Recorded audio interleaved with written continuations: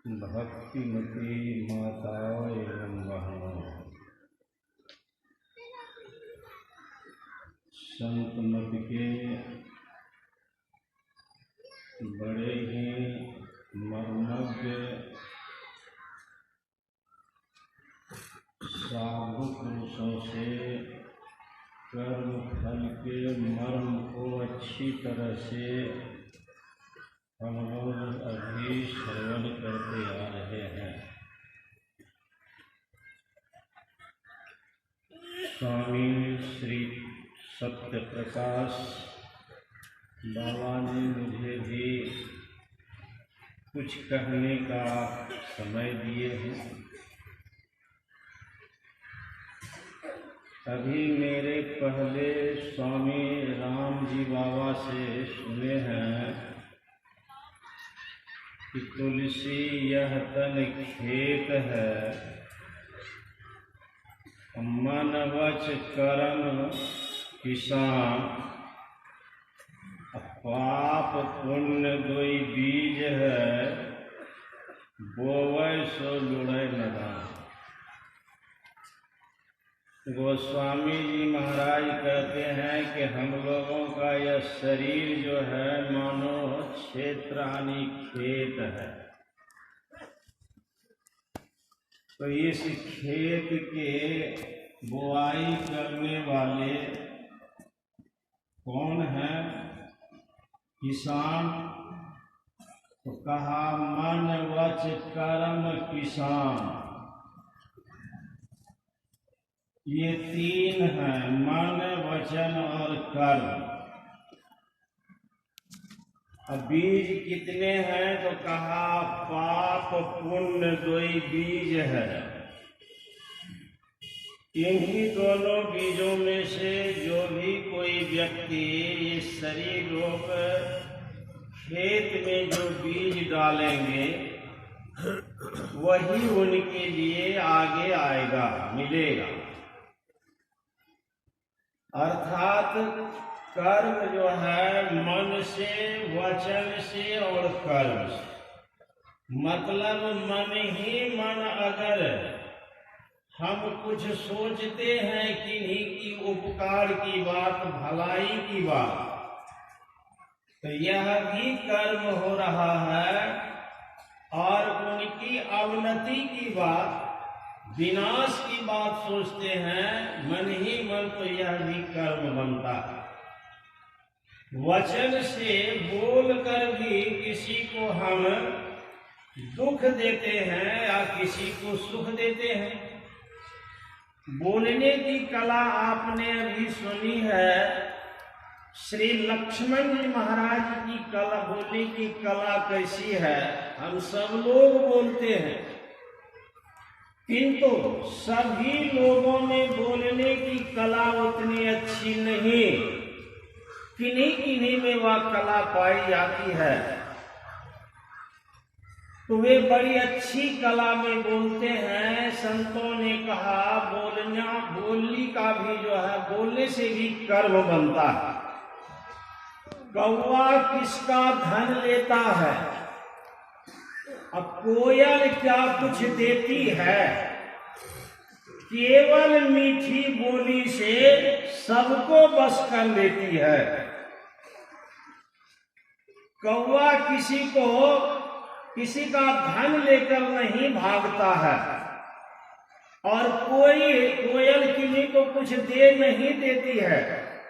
लेकिन कौवा की बोली कर्कश है और कोयल की बोली कर्म प्रिय है, मधुर है। तो इसलिए कोयल की बोली को कान लगाकर लोग सुनते हैं।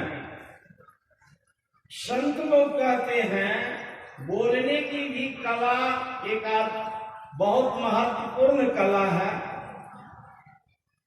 वाणी के द्वारा और हाथ के द्वारा किसी का आप अपकार कर दिए, किसी को काट दिए, या किसी को आपने कुछ दान दे दिए, यह भी कर्म है। मानसिक कर्म द्रौपदी से भी बना था, और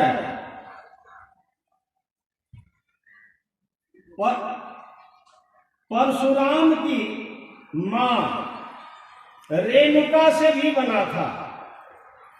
रेणुका जब स्नान करने के लिए गई थी, सरोवर में स्नान कर रही थी, एक और भी पुरुष वहां देखते हैं कि कोई स्नान कर रहे हैं, बड़े दिव्य हैं, तो उनकी वह दिव्यता देखकर, उनका वह सौंदर्य देखकर उनके प्रति उनको जो है थोड़ा मन ही हुआ विचलित। वे जब आश्रम आई वहां से लौटकर, तो जमदग्नि ऋषि उनके पति थे, बहुत बड़े ऋषि थे। उन्होंने अपने पुत्रों से कहा प्रवेश करते ही कि बेटा अपनी मां का तुम गला काटो। कई एक पुत्र थे। अंत में परशुराम से जब कहा तो परशुराम ने उनका गला काट दिया। जमदग्नि ऋषि ने कहा बेटा तुम मेरी आज्ञा का पालन किया, मैं तुम पर बहुत बहुत खुश हूं, अब तुम कुछ मुझसे वरदान मांगो। तो परशुराम ने कहा पिताजी अगर मुझ पर आप प्रसन्न हैं, खुश हैं, अब मैं आपकी आज्ञा का पालन किया हूं, तो मैं आपसे यही कह रहा हूं कि मैं मेरी मां जो गला जिनका कट गया वह पुनः जीवित हो जाए और उनको कभी ऐसा न भान हो कि मेरे द्वारा कि इनके द्वारा मेरा गला कटा। जमदग्नि ऋषि ने पुनः अपने यौगिक शक्ति से उन्हें जीवित भी कर दिया। तो यह मानसिक पाप वचन के द्वारा द्रौपदी से भी पाप बना, जिसके चलते इतना बड़ा महाभारत हुआ। और कर्म के हाथ के द्वारा आपने सुना एक ऋषि ने हाथ ऐसे कर दिया, संकेत मात्र मुंह से नहीं बताए, हाथ का इशारा कर दिए, तो कलांतर से उनके दोनों हाथ भी कट गए। ये मनसा वाचा कर्मणा तीनों तरह से कर्म बनते हैं।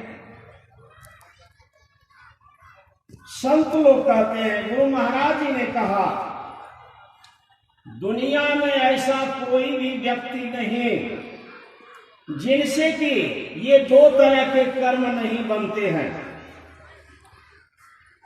हाँ यह है कि जो बहुत बड़े पुण्यात्मा पुरुष हैं उनसे पाप कम बनता है, बहुत थोड़ा बनता है, इसलिए धर्मात्मा कहलाते हैं।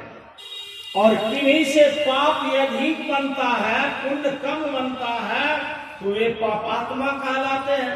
लेकिन कर्म दोनों तरह के सभी से बनते हैं।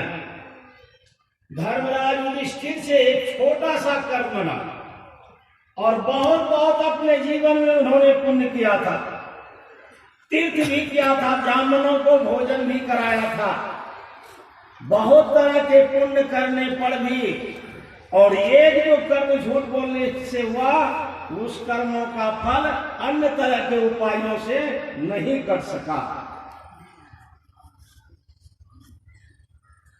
एक प्रसंग में सुनाऊं, एक सेठ की बेटी किसी एक दूसरे सेठ के घर में बिहाई गई। ससुराल जब गई तो कुछ दिनों के बाद उनके घर में एक भीख मांगने वाला आया।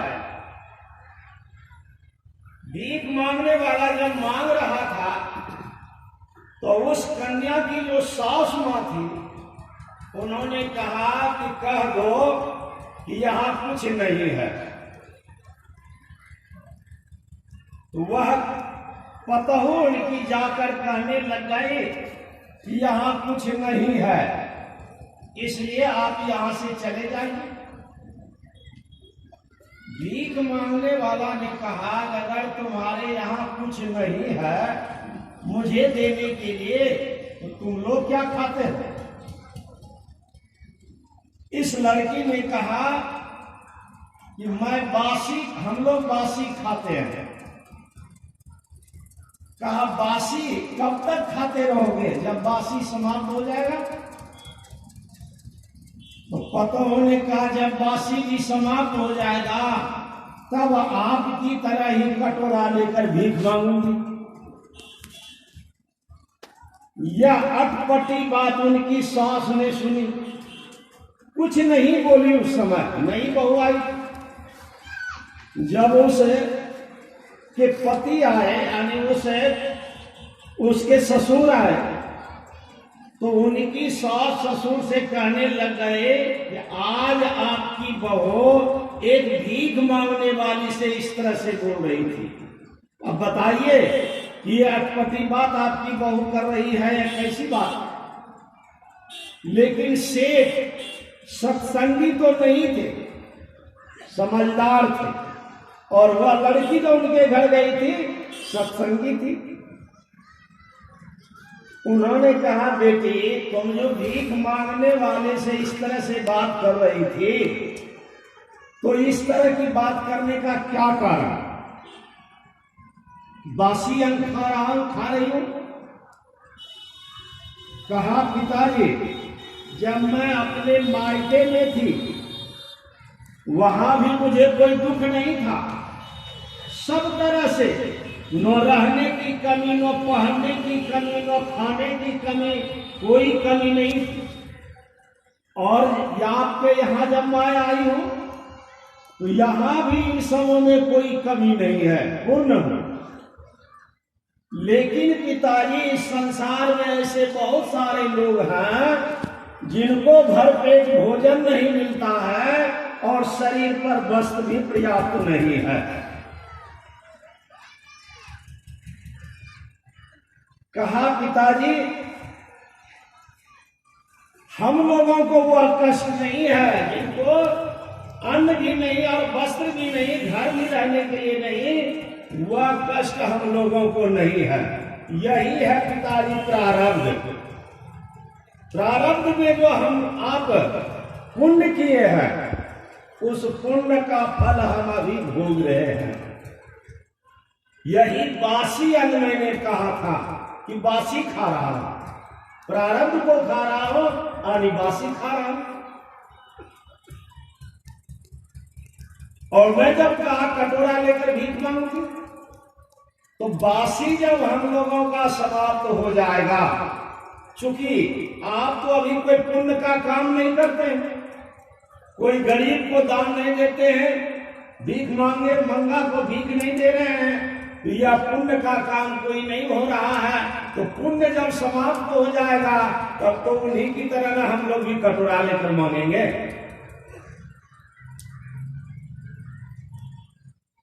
कहा, तो क्या करना चाहिए बेटी?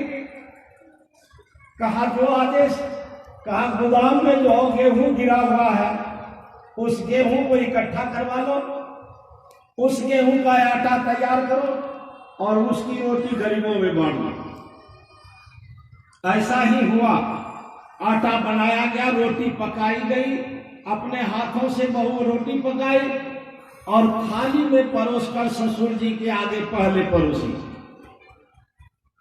ससुर जी की थाली में जब वह रोटी दी गई, देखने में भी अच्छी नहीं थी, अब मुंह में जब लिए तो बिल्कुल कड़वी रोटी थी, वह खाई नहीं गई रोटी।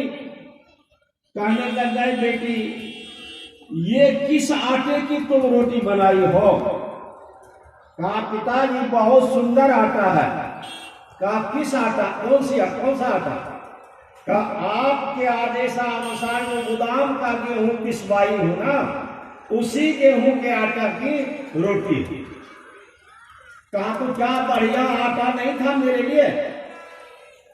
कहा, पिताजी बढ़िया भी आटा था, लेकिन इसलिए मैं जानबूझकर आपको खिला रही हूं कि अभी से आपको खाने की आदत लगी रहेगी, तब आगे आपको खाने में दिक्कत नहीं होगी। क्योंकि अभी जो आप करेंगे तो आगे वही ना मिलेगा, इसीलिए मैं आपको आदत लगा रही हूं। सेठ जी ने कहा, बेटी मैं समझ गया, अब तुम्हारे प्रति कोई जो है रुकावट नहीं, तुम जैसा करना चाहो वैसा ही करो। यानी कर्म का फल तो निश्चित भोगना ही पड़ता है। चरणदास जी महाराज ने कहा, कटेगा कैसे? अब तू सुमिरन कर मन मेरे, अगला पिछला यज्ञ के किए, पाप कटे सब तेरे। अगर हम गुरु महाराज के द्वारा जो ज्ञान हम लोगों को मिल रहा है और इस ज्ञान के अनुकूल सुमिरन भजन करेंगे, ध्यान करेंगे, तो सुमिरन करने में भी यह लाभ है। चरणदास जी कहते हैं अगला पिछला यज्ञ के किए, पाप कटे सब तेरे। सारे पाप समा, जम के दंड दहन पावक के 84 घर फेरे। जम का डंडा नहीं खाना पड़ेगा, अग्नि में जल करके कभी तपना नहीं पड़ेगा नरक में, और 84 में पुनः गिरना नहीं पड़ेगा। 84 घर पे कर्म भर्म सब ही कट गई है, जप्त व्याधि उझेरे। जितने भी बने हैं वे सब कट जाएंगे, सारा पाप समाप्त हो जाएगा। लेकिन यह पाप कटेगा अवश्य, कैसे सुमिरन करें? चरणदास जी महाराज ने कहा गुरु सुखदेव बताए दियो है, बिन जिभ्या कर ली जाए। चरणदास कहे घेर घेर के अर्ध ऊर्ध मन दी जाए। यह सुमिरन बिन जिभ्या, आने इसमें जिभ्या नहीं हिले डोलेगी। अर्ध ऊर्ध अर्थात अर्ध नीचे ऊर्ध ऊपर, शरीर दो भागों में, आंख से ऊपर वाला भाग ऊर्ध, आंख से नीचे वाला भाग नीचे है। ऊर्ध और अर्ध इन्हीं के बीचों में अर्थात दृष्टियोग की क्रिया करके आप अपने कर्मों को काट सकेंगे। गुरु महाराज जी ने कहा हम जागृत अवस्था में हैं, जब तक जागृत की अवस्था में हैं तब तक हमारी चेतन की धार इंद्रियों के घाटों में जुड़ी हुई है। सो जाते हैं तो कोई कर्म नहीं बनता है। जागृत में जब तक है तो इंद्रियों में चेतन की धार लगी हुई रहती है। आंख देख रही है, कान सुन रहा है, सभी इंद्रियां कार्यरत है। गुरु महाराज जी ने कहा कर्म बन रहा है, जागृत अवस्था में है, सब तरह का कर्म कर रहे हैं। इस ज्ञान को जानकर और ध्यान में बैठकर इंद्रियों के घाटों से चेतन की धार को जब आज्ञा चक्र में ध्यान करके केंद्रित कर देंगे, एकत्रित कर देंगे, तो यहाँ एकत्रित करने पर एक बिंदुता की प्राप्ति हो जाएगी। और जब एक बिंदुता की प्राप्ति हो जाएगी, अंतः प्रकाश प्राप्त हो जाएगा, तो कर्म काटी कोई ना किया ब्रह्म अग्नि प्रचार, लोभ मोह ब्रह्मचारिया सतगुरु बड़े दया। सारा कर्म इस तरह से कट जाएगा।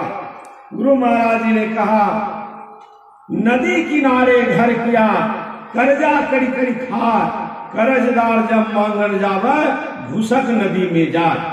आज्ञा चक्र में जब हम हैं, अभी जागृत अवस्था में सब तरह का कर्म कर रहे हैं, लेकिन उस आज्ञा चक्र में जब प्रवेश कर जाएंगे तो कर्जदार यानी कर्म फल अगर आएगा भी तो उसका हमें परवाह नहीं होगा। हंस हंस करके भोग कर्म से समाप्त कर देंगे। जैसे कोई डॉक्टर चीर फाड़ करते हैं, श्री सदगुरु महाराज की संकेत मुझे हो गया, मैं बेसुध हो गया था। श्री सदगुरु महाराज की